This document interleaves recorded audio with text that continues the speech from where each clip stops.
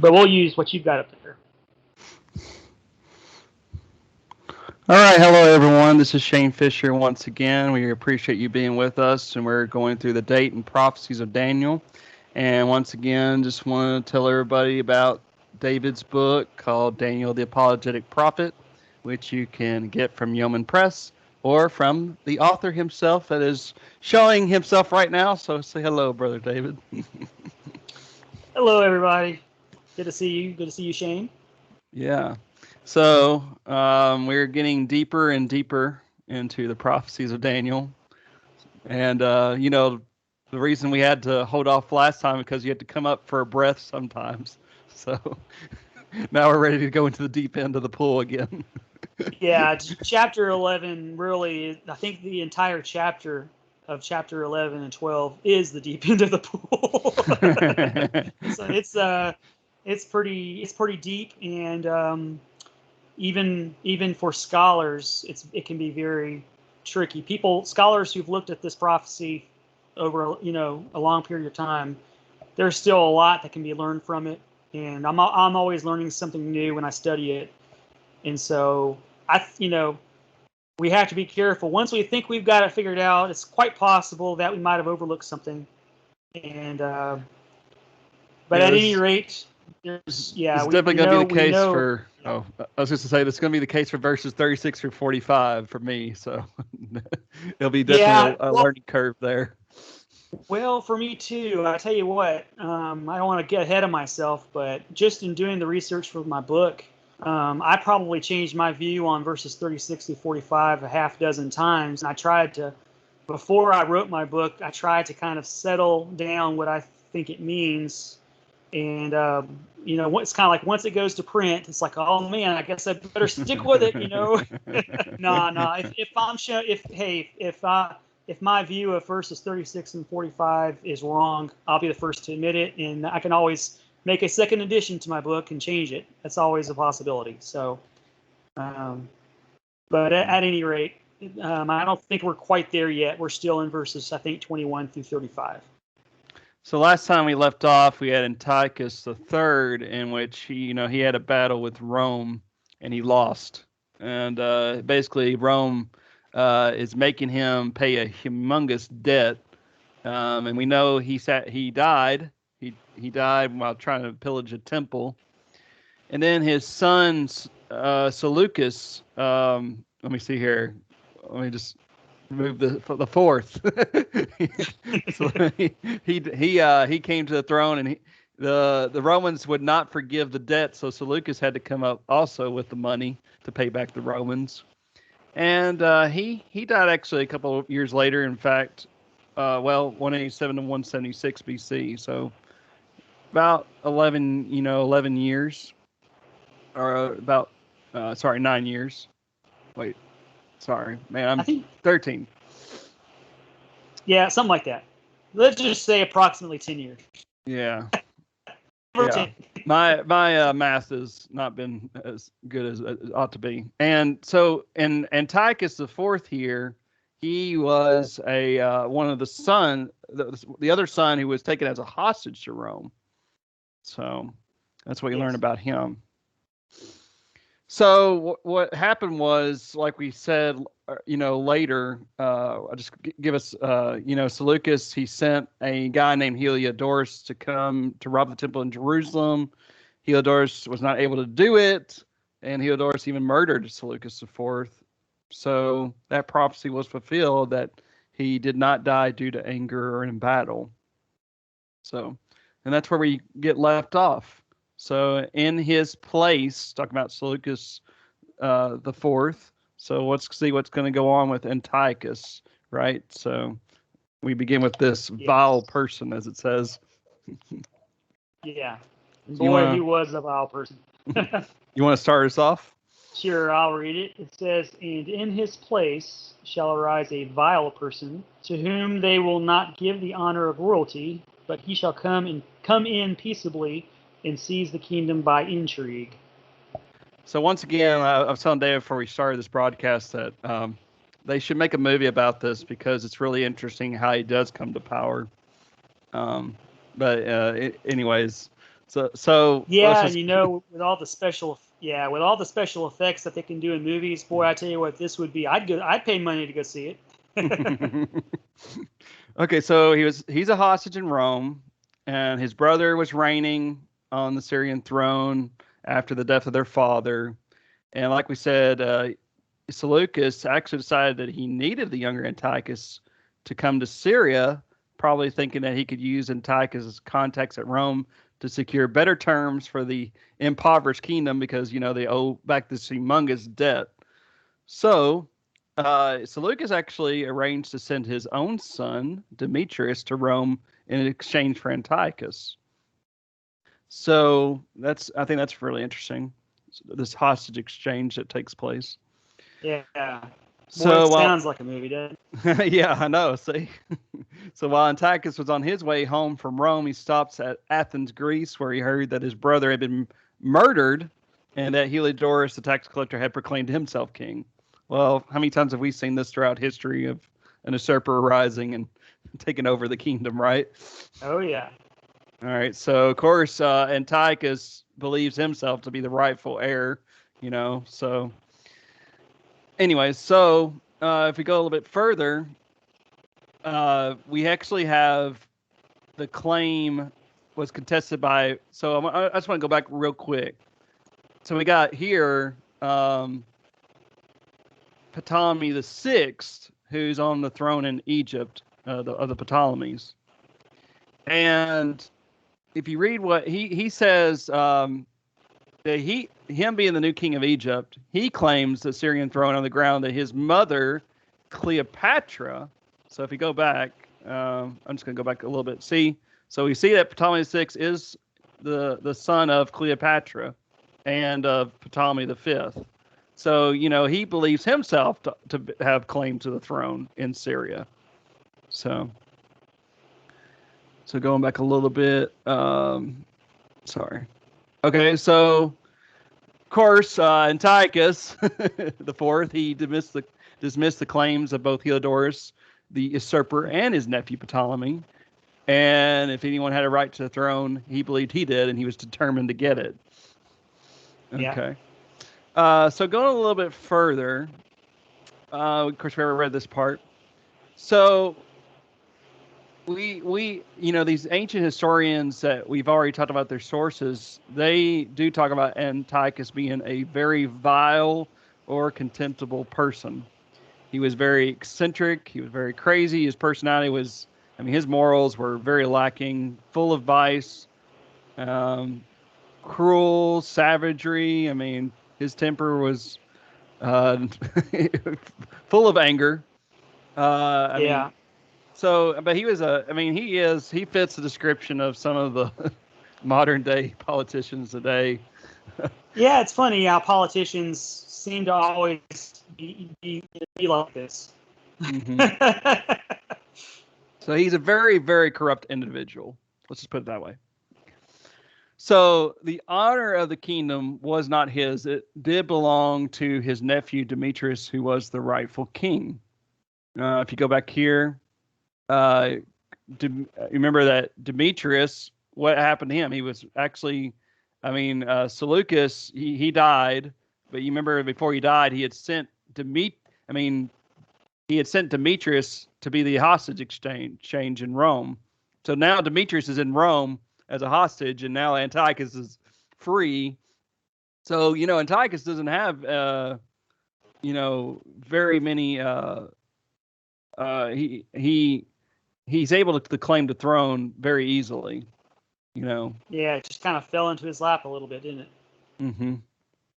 Okay, so go a little bit. So just reading it one more time. And in his place shall rise a vile person to whom they will not give the honor of royalty, but he shall come in peaceably and seize the kingdom by intrigue. All right, so go a little bit further, just to give you some notes about Antiochus. So not only did his father, Antiochus' fourth father, have to pay back the money, but also part of the agreement, like we said, was to give Rome hostages, and one of those hostages was Antiochus IV.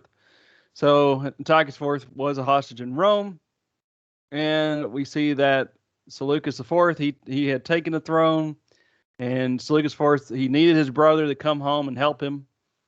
And so, Seleucus IV sends his son Demetrius to Rome for a hostage exchange. And then, while Antiochus IV was on his way from Rome, he stopped at Athens and he learns about his brother uh, being killed.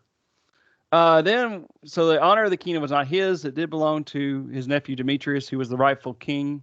But Demetrius was in Rome, while Antiochus was on his way home, had already made some influential friends, including Eumenes, king of Pergamum, and his brother Attalus. So Antiochus IV seemed to have joined those two, Attalus and Eumenes, in some conspiracy against Rome, and they apparently saw in Antiochus an ally in the east. In any case, his friends at Pergamum put up the money and the troops, and with their aid, he was able to depose Heliodorus, the usurper, and secure the Syrian throne for himself. So there's a Pergamum, or Pergamon, and that's one of the places where one of the 7 churches of Asia Minor would be. So just to let everybody see that. Yeah, that's kind of neat to me how a lot of these prophecies relate to that area. Even not just in the Old Testament, but also in the New Testament. With the Book of Revelation and the 7 churches of Asia. Mm-hmm. All right, so Heliodorus, he took the throne, but he fled away when he found out that Antiochus IV was coming to take it, and he was put to death later on. And Antiochus, ensuring that Demetrius remained in Rome, I think that's kind of it made himself pleasant to the Syrians with clemency and flattery. So he's entering into the kingdom peaceably, as the text says. He used the same cunning dealing with the Romans, and so, as the text says, he came to the throne peaceably, obtained the kingdom by flattery, says, had been foretold. Just like a politician. Yeah. Okay. So you want to read for us this next? Sure. Okay, it reads as follows: The overflowing forces will be flooded away before him and shattered, and also the Prince of the Covenant. After an alliance is made with him, he will practice deception. He will go up and gain power with a small force of people. In a time of tranquility, he will enter the richest parts of the realm, and he will accomplish what his fathers never did, nor his ancestors. He will distribute plunder, booty, and possessions among them, and he will devise schemes against strongholds, but only for a time. Okay. So this he will shatter the Prince of the Covenant.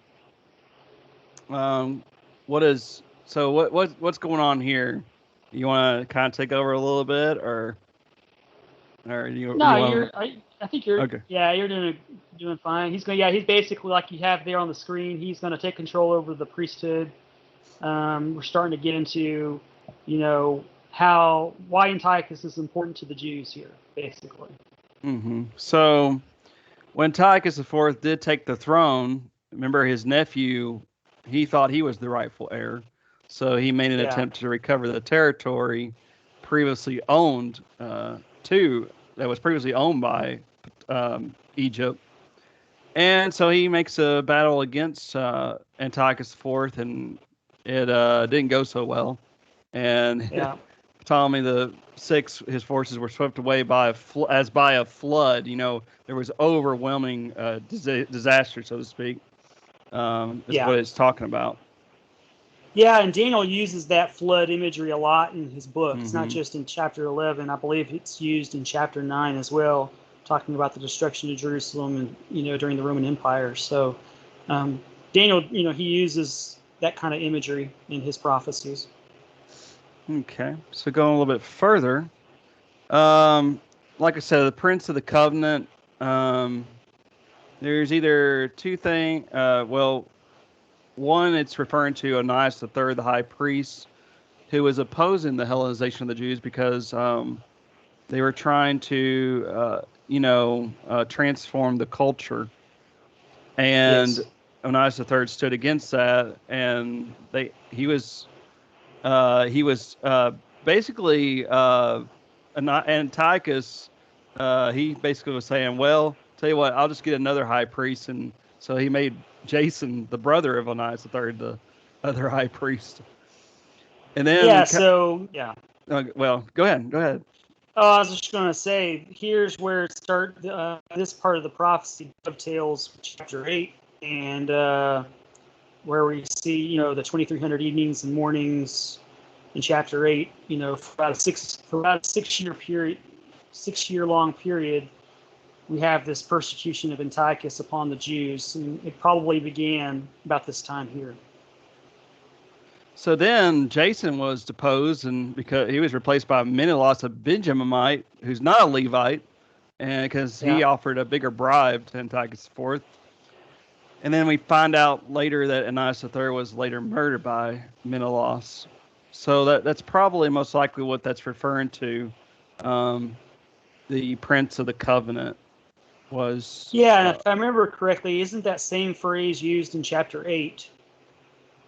I'm wanting to say it was. So yeah, it's related. It's related to the priesthood in some way, whether it's the priesthood or it's related to, God Himself. Mm-hmm. All right, so just repeating the text again, after an alliance is made with him, he will practice deception. He will go up and gain power with a small force of people. In a time of tranquility, he will enter the richest parts of the realm. He will accomplish what his fathers never did, nor his ancestors. He will distribute plunder, booty, and possessions among them. He will devise his schemes against strongholds, but only for a time. So what was his fathers not able to accomplish, David? What were they not able to do that they've been wanting to do?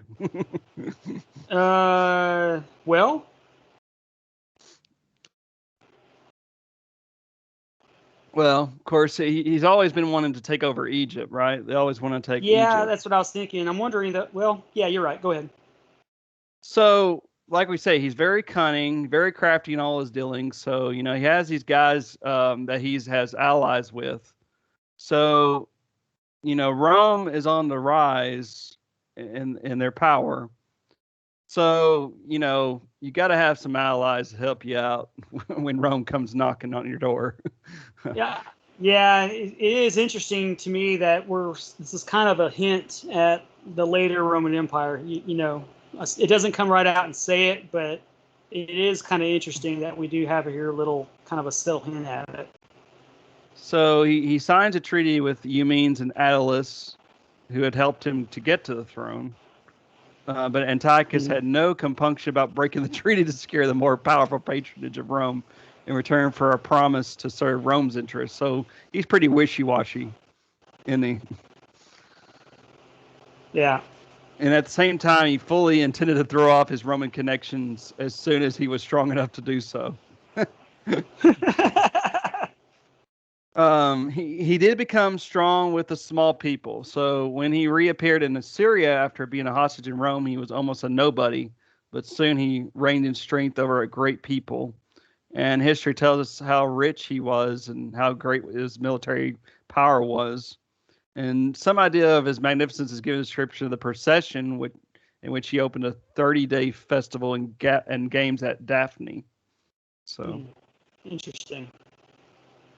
All right, so going a little bit further, remember, of course, Ptolemy VI and Antiochus IV, their uncle and nephew.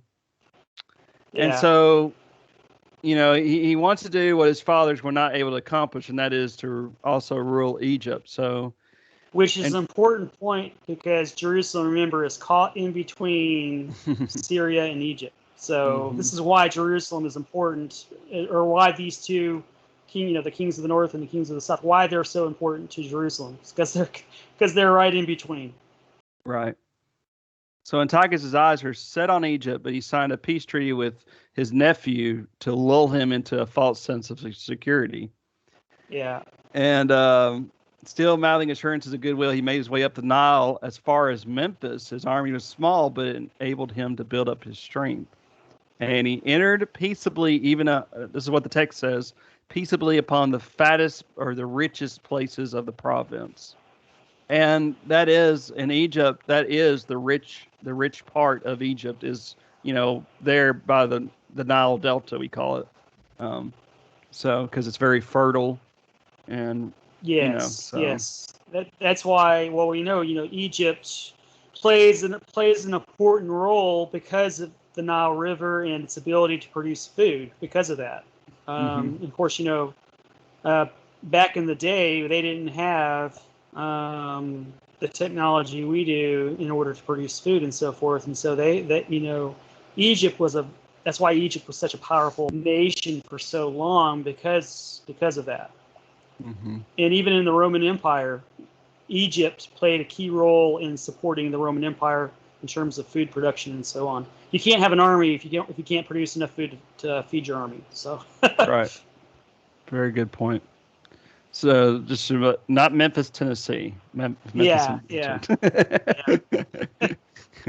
All right, still assuring the trusting Ptolemy the sixth of his friendship, Antiochus, of course, suddenly invaded Galilee and Lower Egypt and achieved something that none of his forebears had been able to do. He made himself virtually the master of Egypt.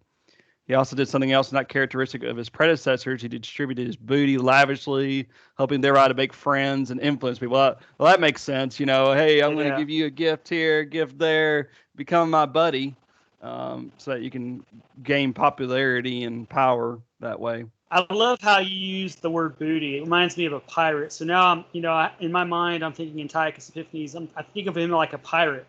And I guess in some ways he was. He was kind of was a he was a bad man in that way. So So what we I, what I was young just, what was Ptolemy the Sixth thinking about all this? You know, yeah. it's Uh, you know Go ahead. it's very interesting. So the secret plans of Antiochus call for the taking of all the major Egyptian fortress cities like Pelusium and Alexandria and Memphis and these cities. And it says in that text in verse 24, he forecasts his devices or devised plots against the strongholds even for a time. So, you know, Acts 17 talks about how um, God, I'll read it for us because I think this is a very important text. Acts 17, 26 says, and he made from one blood every nation of men to dwell on all the face of the earth and has determined their pre-appointed times and the boundaries of their dwelling. So God's in control here. Um, and so God has already kind of drawn the line beyond what this treacherous man would not be allowed to go. Shane, that's a very good point, and really that's the main theme of the book of Daniel is that God is in control. From at the very beginning of the book, we find that Daniel, he praises God because God raises up kingdoms, he brings kingdoms down. When you think of prophecy, it's not so much God being a fortune teller about what's going to happen.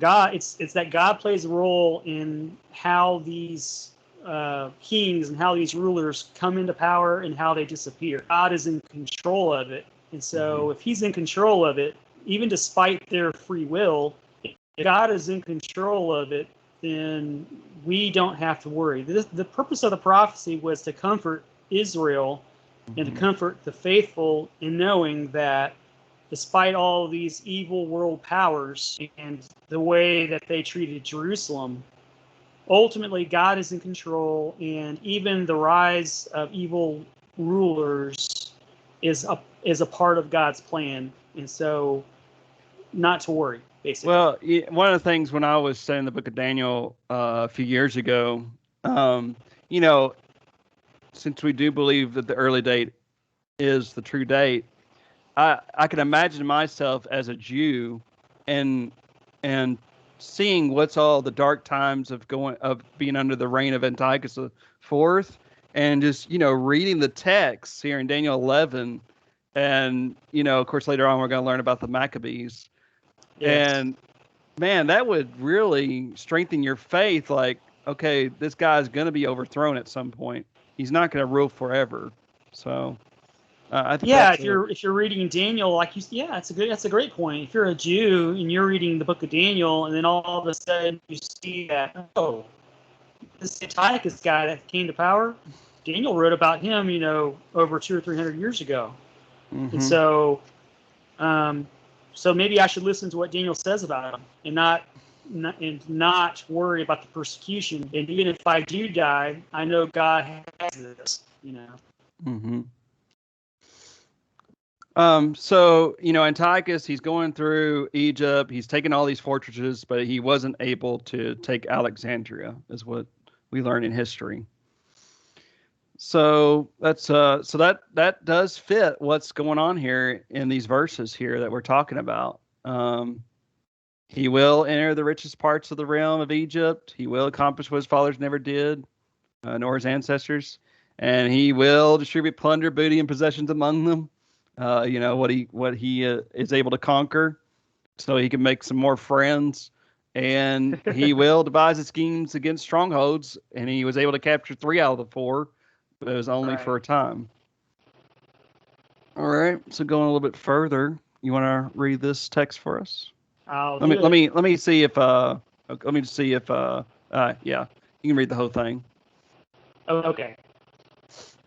It says, he will stir up his strength and courage against the king of the south with a large army. So the king of the south will mobilize an extremely large and mighty army for war. But he will not stand, for schemes will be devised against him. Those who eat his choice food will destroy him, and his army will overflow, but many will fall down slain. As for both kings, their hearts will be intent on evil, and they will speak lies to each other at the same table. But it will not succeed, for the end is still to come at the appointed time. Then he will return to his land with much plunder, but his heart will be set against the Holy Covenant, and he will take action and then return to his own land. Okay, a lot to speak about here, so let's get into it. So, when his initial preparations were complete, Antiochus IV mobilized a large army and marched against Ptolemy VI. And by then, Ptolemy VI was aware not only of his danger, but also the character of his adversary. So he hastily mobilized an army to match in size that of Antiochus's army. And the first encounter was at the place between Pelusium and the great frontier fortress in Mount Cassius.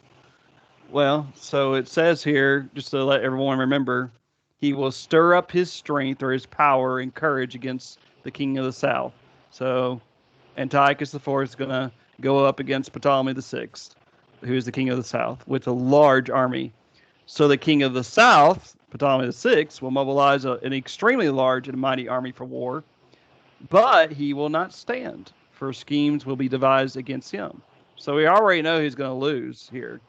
So if we're looking, so there's Pelusium,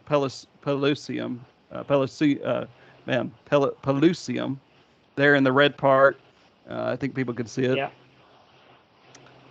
So he's going to.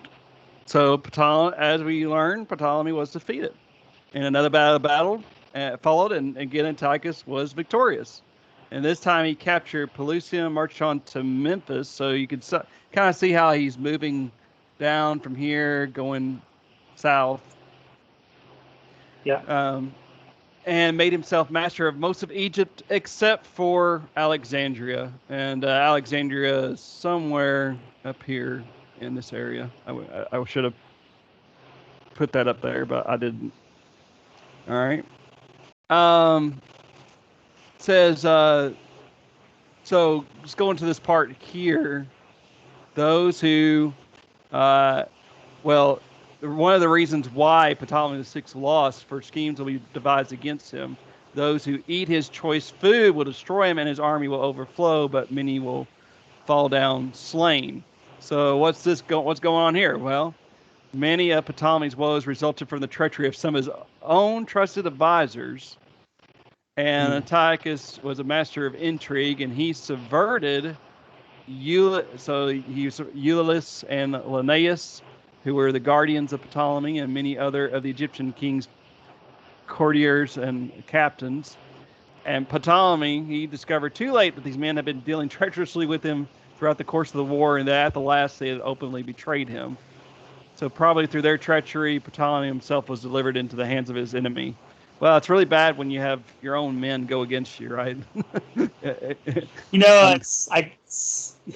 maybe it's kind of like when we see in politics today, we look at Donald Trump's last 4 years and how many people in his that were with him kind of turned their back on him, and so you can kind of see that that's not unusual in politics. People will subvert you and go against you behind your back, and that's true in politics, and unfortunately that's even true in the church. So as a preacher's son, I have seen this kind of behavior even among the Lord's church. It's sad, but it's sad when politics gets in the way of truth. So as for both kings, so the king of the south, king of the north, Ptolemy and Antiochus IV, their hearts will be intent on evil, and they will speak lies to each other at the same table. I think this is this will be an interesting scene in the movie if they had ever did it. Yeah. But it will not succeed, for the end is still to come at the appointed time. So so we see Ptolemy VI, he lost, and Antiochus wants to come to him and make a treaty with him, so to speak, but Ptolemy VI knows better. I think so. That's what we're going to learn. Yeah. So let me just keep going. So it seems that for some time, the Egyptians have been growing tired of their ineffective, gullible leader, Ptolemy VI. So already many of them had transferred their allegiance to Ptolemy Philometor's brother, Sicon, whose successful repulse of Antiochus at Alexandria had greatly increased his prestige. So that's why they kind of turned to him, because he was able to, Alexandria was the only city out of the four that survived the attacks of Antiochus. This rivalry between the two brothers gave Antiochus his pretext for his continuing interference in Egyptian affairs. I think that's kind of interesting. So he was coming, Antiochus was coming, so he said to strengthen Philometor's grip on the throne. In reality, of course, he intended to depose him too once he had used him to vanquish Sicon. So I think that's hey, I hear your brother is gaining power there. Let me help you get rid of him, and then I'll get rid of you. Well, I made reference to Donald Trump, and I hate to do that, but when you look at Donald Trump and say Mitch McConnell, the leader of the Senate, it's kind of like Mitch McConnell was all for Trump when it was convenient politically for him, but when it wasn't convenient, then he turned on him like I don't know, an evil twin brother or something. But at any rate, you can see that this fits perfectly with the way human beings are. We're like this. We can be very duplicitous like that. Okay, so everyone remember, Antiochus has been capturing all these fortresses except for Alexandria. So he was unable to take it. He returns to Memphis. He sits down at the conference table with his nephew Philometor.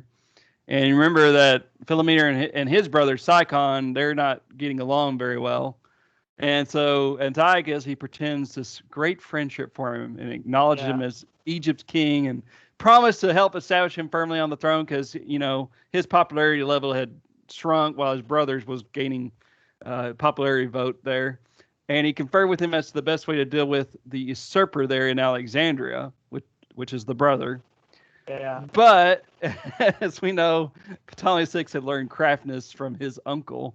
He learned how to be deceptive too. So he pretended to go along with all this, and secretly, however, he was just waiting for Antiochus to go back to Syria. Then he hoped to outwit him. That's kind of funny to me. It's kind of like what's good for the goose is good for the gander, and I don't know why Antiochus didn't think that other people were going to be like him, and maybe I shouldn't be trusted. I shouldn't, when you act this way, then you shouldn't be surprised if other politicians act the same way. Mm-hmm. And so that text fulfills what the Bible says. As for both kings, their hearts will be intent on evil. They both wanted to, Yes. And they will speak lies to each other at the same table, but it will not succeed, for the end is still to come at the appointed time. So, all Okay, right. so yeah, go ahead. Go ahead. No, go ahead. Which Go one? back to that slide there. I don't know if this is a good time to point it out or not. The slide with the verse. I don't think we've gotten there yet. Okay, I'll wait. I'll wait. Go Oh, ahead, and this I'll is let you. this Yeah. this is the one. Yeah, this is the one you're talking about because it was slide 200. I got Yeah. rid of it. Oh, okay. Okay. Well, let me just say this, and then you Well, go ahead. Go ahead. okay. Yeah. Well, I Yeah. just Go say ahead. these. Go ahead. Well, I'll just read the slide, and then you can talk about what you're going to say. So, and I'll go back to the verse, and we can look at it. Okay. So they spoke lies to each other at the same table, and it all came to nothing because God was not in either their promises or their prevarications. And as soon as Antiochus was gone, the Ptolemaic Six made overtures to Sicon and proposed a form of joint sovereignty. And his brother received him into Alexandria, and then the two issued a proclamation against Antiochus the Fourth.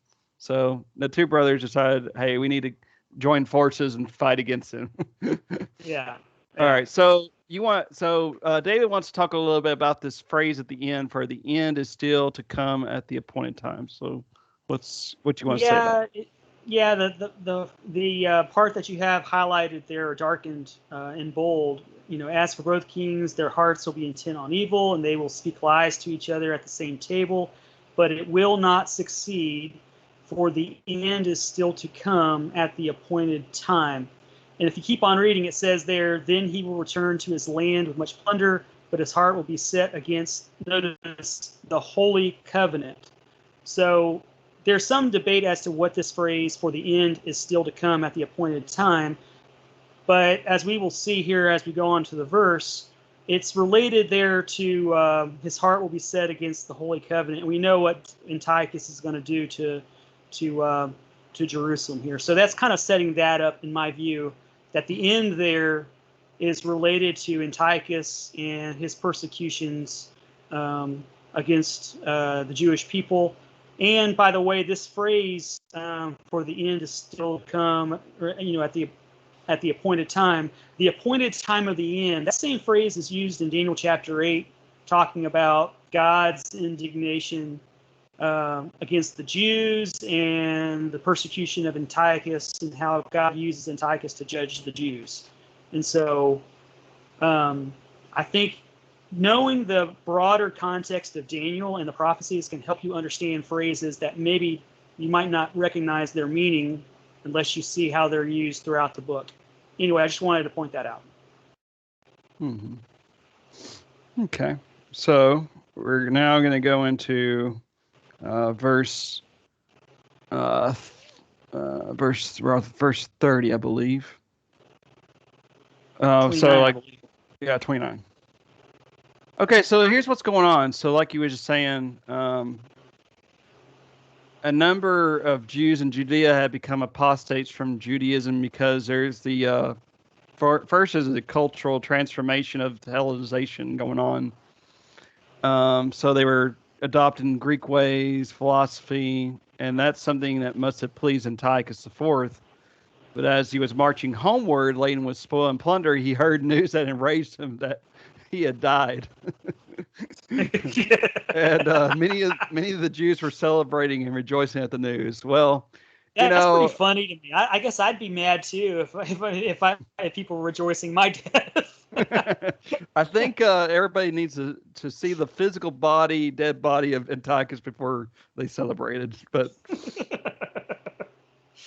But anyways, so furthermore, Jason, whom remember Antiochus had deposed him from the high priesthood, he decided it was time to recover the office by force from Menelaus, and who had bribed Antiochus to give it to him. And so Jason, he mobilized 1,000 mercenaries and marched on Jerusalem, capturing the city and forcing Menelaus back into his castle. And Antiochus chose to regard this as a revolt against himself and determined to teach the Jews a lesson they would never forget. So that's why the text says, so his heart was against the Holy Covenant, the Mosaic Covenant, the covenant that given by God at Mount Sinai, the Holy Land and all that it stood for. So if you go back to verse 29 there. It's interesting that let's see. No, that's verse 27, I believe. Go to verse 29. Well, I'm there. You're already there. Maybe I missed it. Okay. Wait, I'm sorry, not there yet. No, Yeah, not there yet. yeah. We'll get there soon. Gotcha. I thought maybe you had already gotten to verse 29. My apologies. So, so it says that Antiochus, he fell on Jerusalem with his seasoned veterans, killed 40,000 of its inhabitants, sold another 40,000 into slavery, plundered the temple, carrying off treasure valued at 1,800 talents. Jason fled, and Menelaus was confirmed as the puppet of Antiochus IV. But Antiochus was not yet finished. He horrified most of the Jews by sacrificing a sow on the brazen altar in the temple court. He made broth of swine flesh, sprinkled it all over the temple. Wow. So that's pretty. Even if you're not a Jew, having somebody take broth of a swine and just kind of like throw it around the temple would probably be like, man, that's pretty nasty. So especially for a Jew, Just going back to Egypt right now. Remember the Philometor and Ptolemy VI? They're joined forces now, so they're going to go against Antiochus IV, and they prepare for an attack. And therefore, Antiochus thereupon undertook a second campaign against Egypt, and this one's not talked about. Daniel skips over this, but there's a third campaign that had dire consequences for not only Syria but also Judea, is what we learn. So after Antiochus' second campaign, the brothers decided that they had suffered enough from the oppressions of their terrible uncle, and they needed a strong ally, so they hired Greek mercenaries to stiffen their own armed forces and sent an embassy to... Who did they appeal to for help? David? This was the Romans, wasn't it? Yep. The rising power of Rome. Yeah. All right, so by the spring of 168, Antiochus was ready. He ordered his army to march, demanding the immediate surrender of Cyprus, Pelusium, and other territories. So we saw Pelusium there by the border of Egypt. No one could stand before him. Even Memphis fell, and Antiochus even appeared before the city of Alexandria. You remember he tried to overtake Alexandria before. So. Yeah. All right. So here's verse 29. All right. So you want to read? Sure. It says, at the appointed time, he will return and come into the south, but this last time it will not turn out the way it did before. For ships of Kittim will come against him, therefore he will be disheartened and will return and become enraged at the Holy Covenant and take action. So he will come back and show regard for those who forsake the Holy Covenant. I was going to say here, that phrase, at the appointed time, well, that goes back to verse 27, talking about the end and the appointed time of the end. So I want to point out that anytime you see the phrase the end or the time of the end, that doesn't necessarily mean the end of time. Second coming of Jesus. Final judgment. When God, chapter 8, of course, it tells us it's talking about God's indignation against Israel and, God using Antiochus Epiphanes to judge his people. Well, that's exactly what it means here. The appointed time of the end in verse 27 and verse 29. It's occurring. It's actually occurring at that time. So this is not the end of the world, so to speak. This is God's judgment against Israel, and He's using Antiochus to do that. Mm-hmm. All right, you want to read it? Read the text. Did I? Oh yeah, you did. Sorry. I couldn't remember if I did or not. I'd gotten kind of chasing rabbit there, but I just wanted to make that point. Well, so for ships of Kittim will come against him.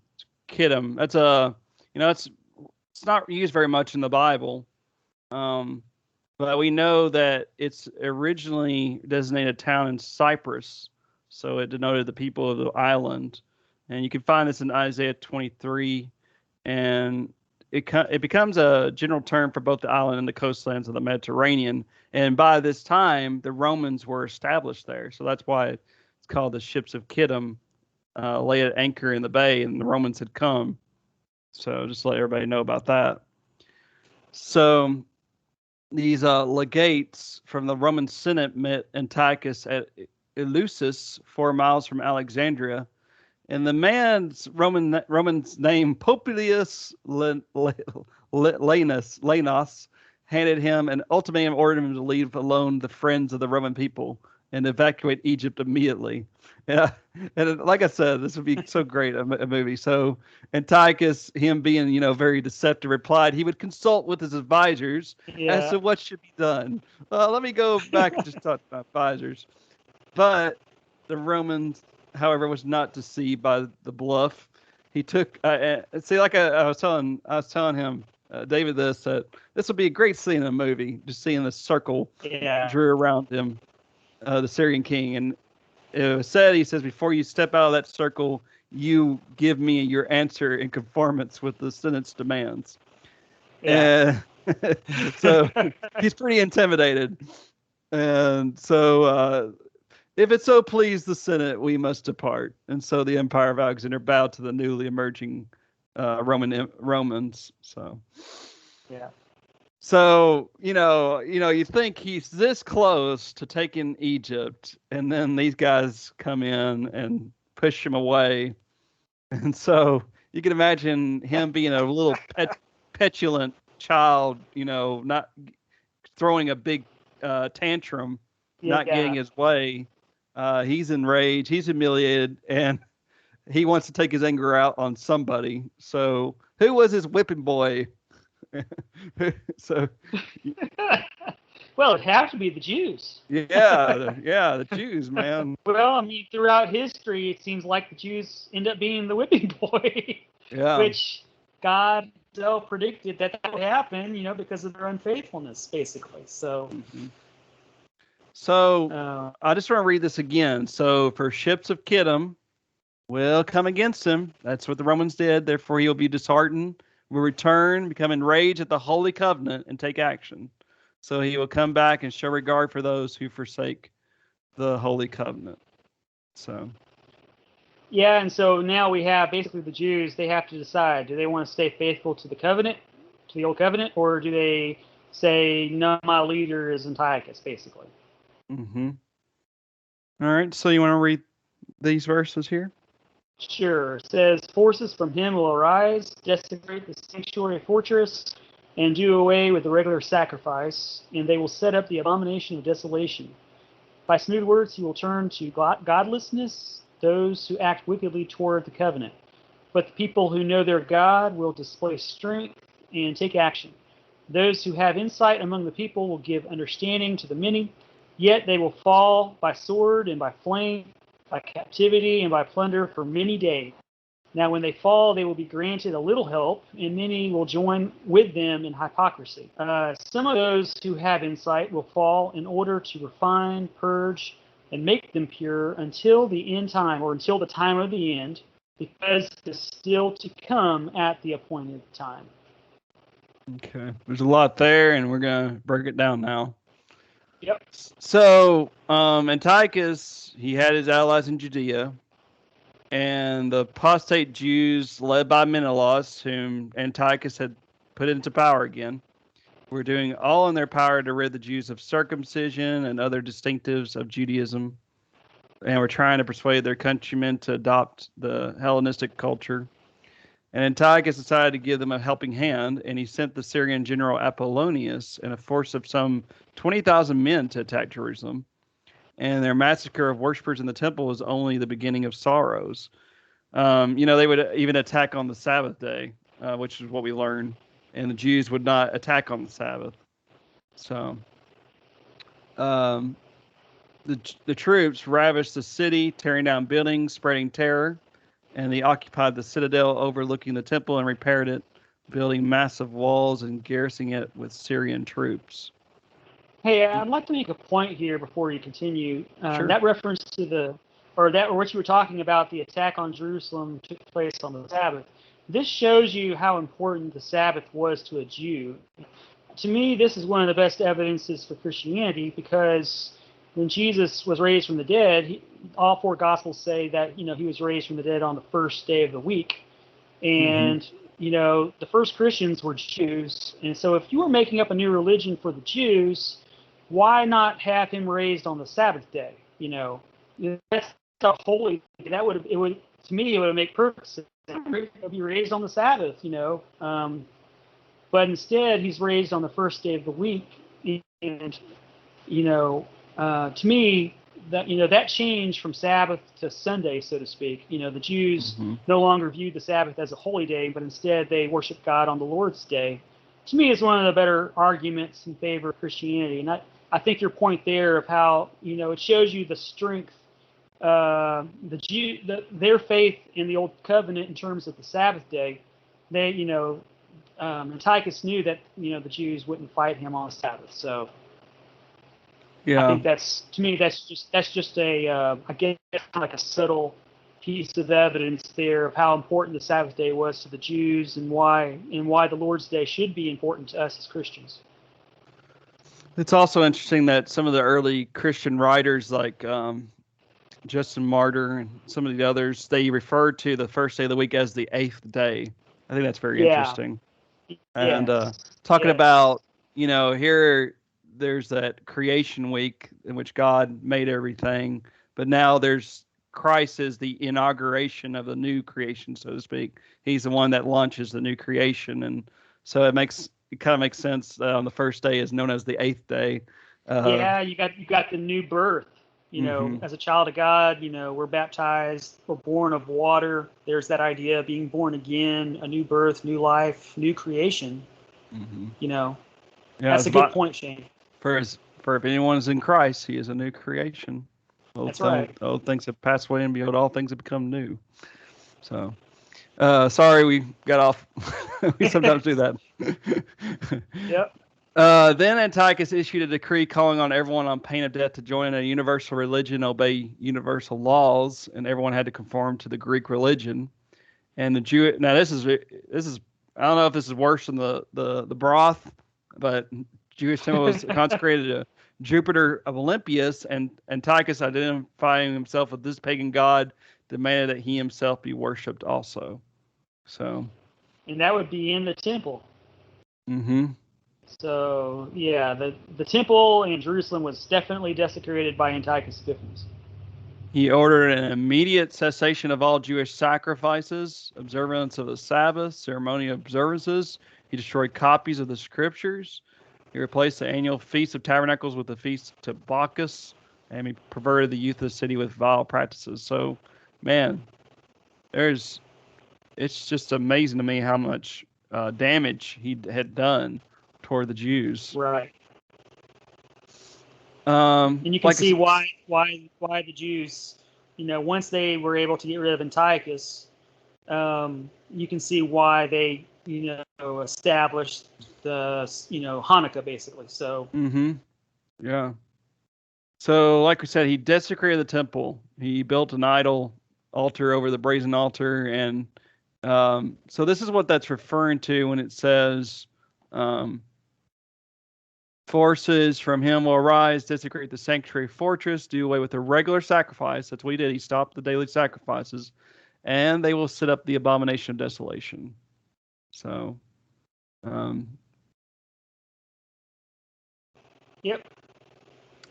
Which uh, there's some interesting parallels to that with 70-week prophecy, and I don't think we should not gloss over some of those interesting parallels, because Jesus is going to use that same phrase in Matthew 24 verse 15 about the abomination of desolation, and he applies it to the destruction of Jerusalem during the Roman Empire, and he makes reference to Daniel the prophet when he uses what Daniel says and applies it to the Roman Empire. And so there's some interesting foreshadowing here, and in the book of Daniel itself, in the 70 weeks prophecy, 490 years.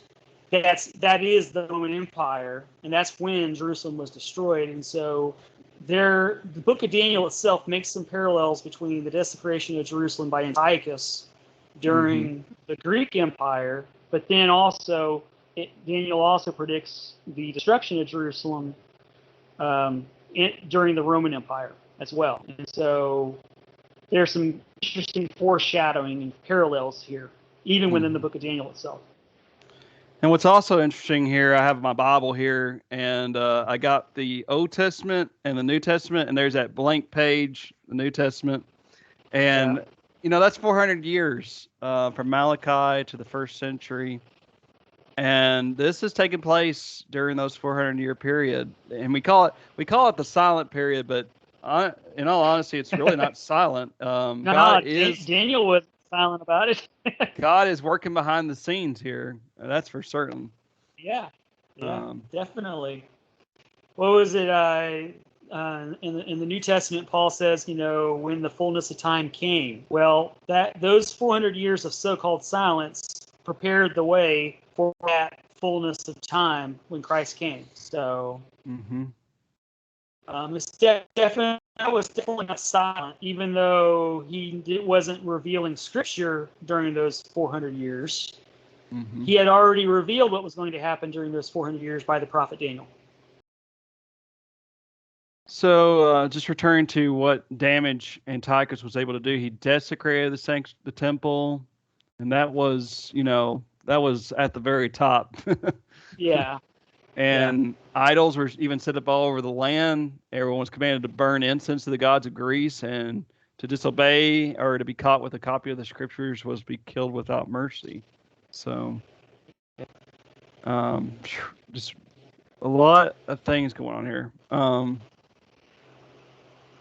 So Antiochus, it's funny. go ahead. Yeah, I know you're probably about to get into the Maccabean revolt here, which I think is kind of neat that Daniel, he talks about the Maccabean revolt, but in just basically one verse, he just kind of gives a clippet of it, which I think, to me, this is kind of an argument for the early date, because if Daniel was writing during the time of the Maccabean revolt, why doesn't he include more details about it in the prophecy? Instead, he just has this kind of small little clippet of it,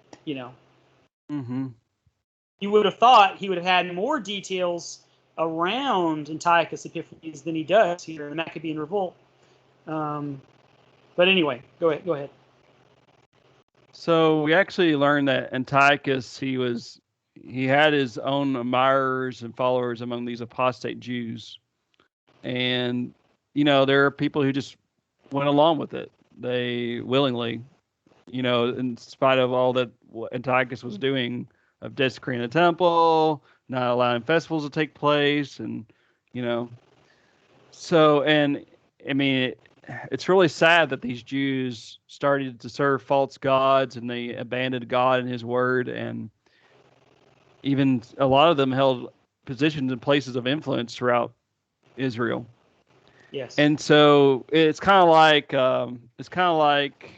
what happened in Elijah's time. Baalism was taking over. So who are you going to serve? Are you going to serve Baal, or are you going to serve true God of Israel? Who are you going to serve? Antiochus Epiphanes and his gods, the Greek gods, or are you going to serve the true God of Israel? So. Well, there's some lessons for us today. Every period of history, there are times, or not even just a period of history, every Christian at some point has to deal with his own Antiochus Epiphanes. He's going to have to deal with, am I with God or am I against God? Do I want to be popular and save my skin and save my reputation with the world? Do I want to participate in worldly things because I don't want people making fun of me? And in our culture, we're not so much worried about people, cutting our heads off, burning us. We're not, although it could come to that in our culture, and in the not too distant future, we could in our culture. But sometimes I think the persecution, the social persecution, in some ways is worse than the physical persecution, because I think so many of us get caught up with being popular, with trying to fit in, and that being a social outcast in some ways is worse than physical punishment or even death, because death is sudden, it's quick, but social persecution is like it's culture, and you know, that's one of the main reasons in our culture today why so many Christians become unfaithful is because they want to conform to the world, as Paul says, instead of being transformed, to the image of Christ, and in the renewing of our minds, so that we have the mind of Christ. And so there's some lessons here from Antiochus Epiphanes and what the Jews went through that are universal and that apply no matter what culture and what time period you're in. Everybody has to face this. We're either with God or we're not. Yeah, I mean it, and for them and for us, it forces you to really think about whose side are you really on. Yeah. So, for sadly, a lot of these Jews, they just went along with the culture, and they unfortunately lost their fellowship with God. But there were some, like the Maccabees and others, who took a stand, and even though it was difficult and hard for them, they went through what we call the narrow gate. So, Well, and that concept of what's called the remnant. God has always had a mhm. remnant of people that have always remained true to God, faithful to God. Even Israel had a group of faithful followers. So, and even during this time, as you're talking about here, this Maccabean revolt, we have this faithful remnant who are resisting paganism. They're resisting Antiochus Epiphanes and the Hellenization of their Jewish culture. And after this, when you look at history, and you're probably going to talk some maybe about this, but after Antiochus, the Jews became a lot more resistant to paganism. Yeah. And so this is an important point in Jewish history, because after Antiochus, you don't see idolatry anymore. Even at the time of Christ, you don't see idolatry. The Jews never openly worshipped, Well, idols. you don't have the physical God statues, is what you're talking. Yeah, they had their spiritual idols, which Mm, people who they put themselves before God. But as far as like a physical idol, at the time of Antiochus, the Jews were very resistant to paganism, and mhm. so this is one of the reasons why this is an important point in Jewish history, and why no doubt why Daniel is including it in his prophecy here. Mhm. It says that some people in their unhappy land knew their God, and you know, a lot of times, when we talk about knowledge, um, well, I kind of talk about. I want to read just a little bit. So Hebrews chapter 8 talks about. It says, uh, none of them talking about the coming forth of the new covenant. None of them shall teach his neighbor, and none of his neighbor, saying, "Know the Lord, for they shall all know me, from the least of them to the greatest of them." To know God is it's not just unfortunately in our culture, if people make the proclamation that, oh yeah, I believe there's a supreme being that exists, that's not really knowing God. There's more to it than just intellectual knowledge. It's actually a relational knowledge. Um, Exactly.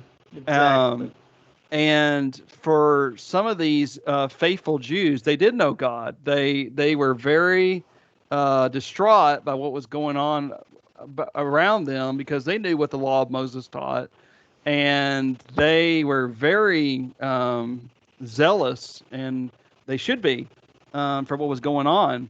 And the same thing for us today. We ought to be zealous. We ought to know the truth.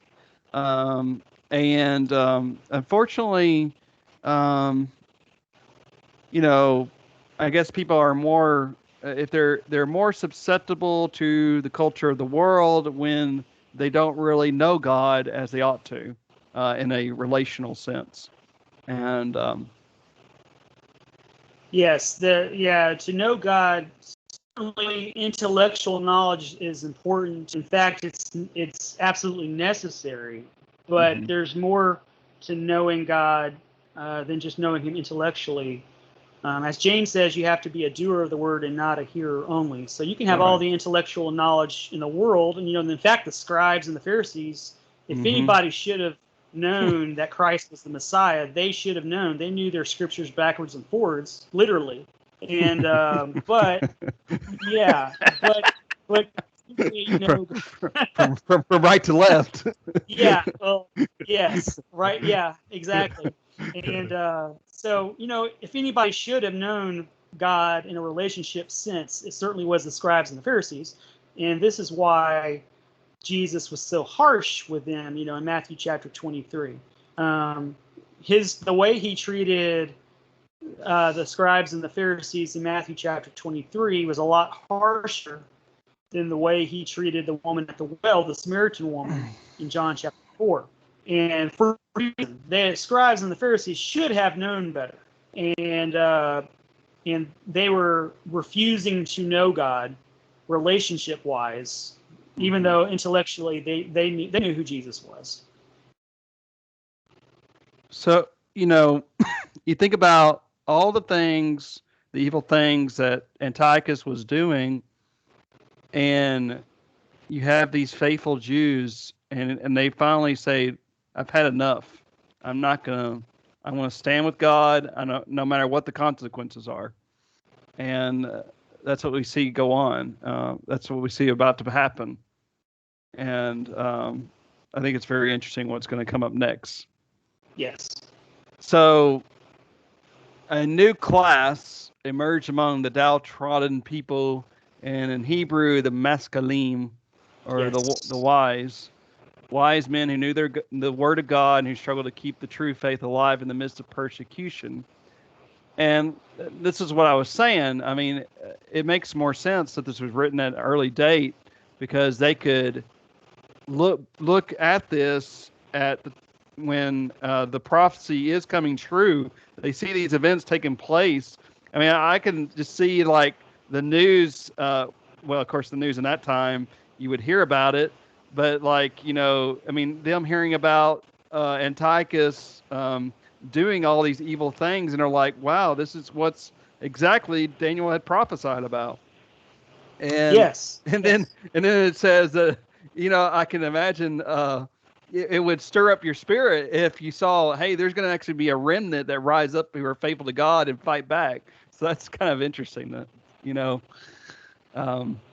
that you come to such a time as this, so to speak. So. Yes. So Yes. like I say here, as line by line, or I got this from a commentator, as line by line, word by word, the prophecy was fulfilled. They could put a finger on the page and say, "We're right here, right now. Now we got to stand up and do what's right." So, and that's exactly what the Maccabees did. So they weren't military geniuses or anything like that. They just read the scriptures, believed them, understood them, and I think it's kind of looked beyond the tribulation of their day. So, Well, they had the prophecy in Daniel chapter 8, and they knew that Antiochus Epiphanes was going to die, not in battle, but at the hand of God. And of course, that's basically what happened. So they knew that the end of Antiochus was coming, and that they didn't have to go to physical war with Antiochus, because he was not going to die in battle. Daniel had already predicted how he would die. And since they could see the fulfillment of that prophecy in Daniel chapter 8 and in Daniel chapter 11, they no doubt trusted God that Antiochus would be no more eventually. Mm-hmm. So they of course drew on themselves the wrath of Antiochus IV, and like the text says, they perished by fire, sword. Syrians took advantage of them on the Sabbath day, in which the Jews refused to fight, and so they died. And this is what's happened to some of them. They were roasted alive, crucified, strangled. Some were sold into slavery. And like we say, the one small ray of hope and comfort for those who suffered was found in Matthias, a priest living in Modin, and his 5 sons who became known as the Maccabees. And when Antiochus's officers arrived at Modin to enforce the king's decree, Matthias and his sons defied them. And the skirmish ensued, and then the fiery rebels slew Apollus and others, and so the resistance began. It's very interesting how that kind of takes place actually. Specifically, Yes. get a. And Oh, yeah. go ahead. Yeah, and I was going to say this resistance lasted from the time of Antiochus to the Roman Empire. As I pointed out earlier, the resistance to paganism was very strong among the Jews after this, and that history bears that out. So And we this is talked. why this is important. Oh, go ahead. Oh, I was just to say that we talked about Matthias before. He was the guy who gave that speech about to his sons to stay faithful, and he wanted them to remember like Caleb, Joshua, and all these other heroes of the faith, and he even mentioned Daniel and the three friends to remember them. So I think that's That's kind of very interesting. Very interesting.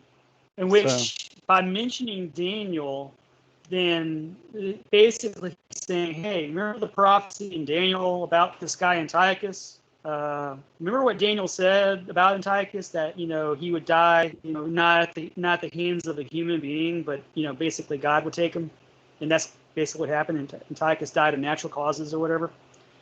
And so, you know, that reference is a subtle reminder to to the people that, hey, God's got this.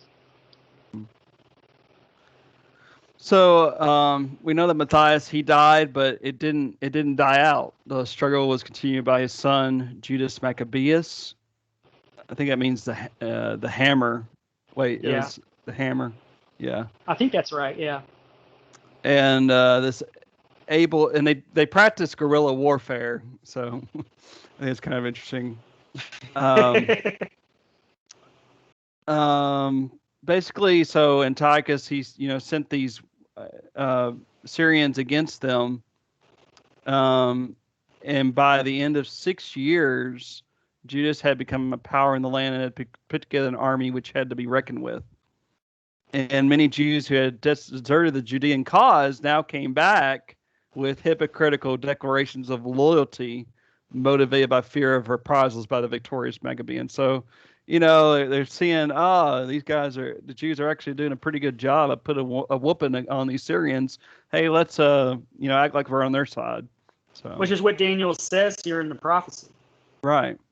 Right. If we want to go read it real quick, it says here, those who have insight among the people will give understanding to the many, yet they will fall by the sword and by flame, captivity, plunder for many days. No, when they fall, they will be granted a little help. So the Maccabees, and many will join with them in hypocrisy. So there we go. So at length, the Maccabees marched on Jerusalem, recovered the city and its fortress. They repaired, cleansed, and rededicated the temple, and the people rejoiced over that. They established a new feast, and in which it was called the Feast of Dedication, or Hanukkah, as we call it. So yeah. Okay. So that's the end of basically the time of the end related to Antiochus Epiphanes. Yeah. So The prop. talk a little bit about that. So purge and make them pure. So here I think this is a good point to make, that we're about to transition into a new, or at least in my view, we're about to transition into a new time period here. Notice the last part of the verse. It says, some of those who have insight will fall in order to refine, purge, and pure until the end time, or until the time of the end, because it is still to come at the appointed time. So the time of the end here is not talking about the Maccabees. This is referring to something that's beyond the Maccabean revolt. So after the Maccabean revolt and the faithful there resisting Antiochus Epiphanes, their faithfulness will continue on even until the time of the end, basically is what it's saying. And that's what happened. The Jews were very resistant to paganism between the time of Antiochus Epiphanes and the Roman Empire.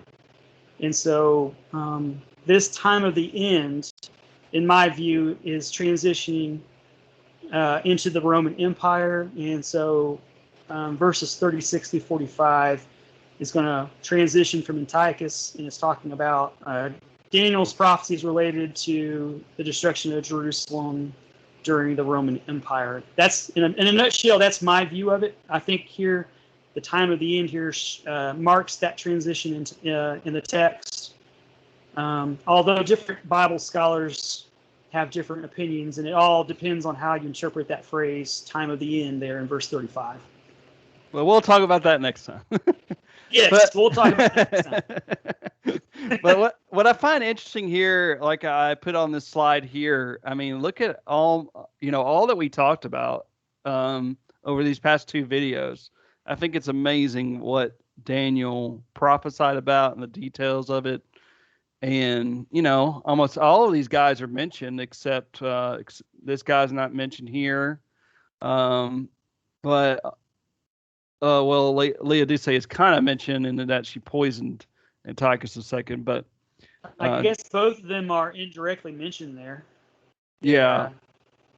But I mean, just look at all the people that are mentioned. I think it's amazing to me. So. And that's 35 verses. And 35 verses. Actually, this right here is between verses 5 and 35. And so.